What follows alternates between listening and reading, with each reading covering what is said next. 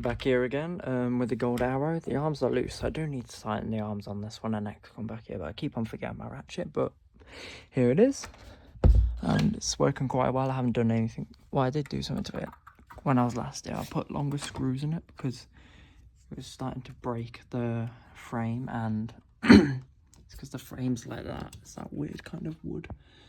But yeah, here it is. I haven't done anything to it. It's just working fine. Do one more cycle. Yeah, that's what I mean about the arms. But yeah, hope you enjoyed that, guys. Yeah, bye.